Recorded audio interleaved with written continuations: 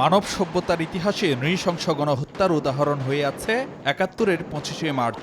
সেদিন রাতে বাঙালি নিধনে operation searchlight শুরু করে পাকিস্তানি হানাদাররা। ঘুমন্ত মানুষের উপর চালানো হয় নির্বিচার গুলি। শহরের বুকে জলপাই রঙের ট্যাঙ্ক এলো দানবের মতো চিৎকার করতে করতে। স্বাধীনতা সংগ্রামের কেন্দ্রবিন্দু ঢাকা বিশ্ববিদ্যালয়কে নিশানা করে পাকিস্তানি সেনারা। আধুনিক মারণাস্ত্রে সজ্জিত হয়ে মেতে ওঠে হত্যাযজ্ঞে। রক্তে লাল হয়ে যায় ইকবাল হল, জগন্নাথ হল, রোকেয়া হল। হত্যা করা হয় অনেক অধ্যাপককে। রিকোয়েললেস রাইফেল, মেশিনগানের তাণ্ডবে উজাড় হয় ছাত্রাবাস। আক্রমণ চলে রাজারবাগ, পিলখানায়। জ্বালিয়ে দেওয়া হয় ঘরবাড়ি, দোকানপাট, বস্তি। ইয়াহিয়া টিক্কাখানদের বাঙালি নিধনের নীলনকশা হার মানায় ইতিহাসের সব নিষ্ঠুরতা।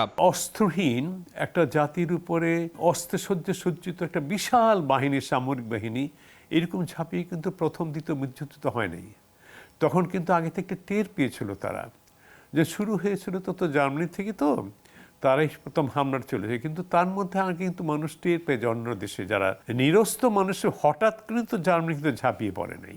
বাংলাদেশের ক্ষেত্রে কিন্তু নজিরবিহীন এরকম হঠাৎ করে অস্ত্রহীন নিরাপদ মানুষের উপরে, সাধারণ জনের উপরে সশস্ত্র বাহিনী ঝাঁপিয়ে পড়া নজির পৃথিবীর ইতিহাস নেই, কোথাও নেই। একটা তীব্র আতঙ্ক সৃষ্টি করার জন্যে ক্রমাগত এই আওয়াজ করেছে গুলির, মানুষকে একদম কাঁপিয়ে তুলছে। ভয়াবহ এত বেশি আওয়াজ হয় এটা আমরা দেখিনি। আমাদের থেকে যারা আরও বেশি বয়সের তারাও কোনোদিন দেখেনি।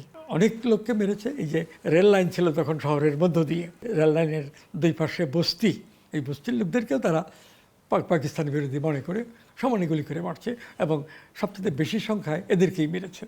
তবে সেই রাতে অগণিত মানুষের আত্মত্যাগ অনুপ্রেরণা যোগায় মুক্তির সংগ্রামে।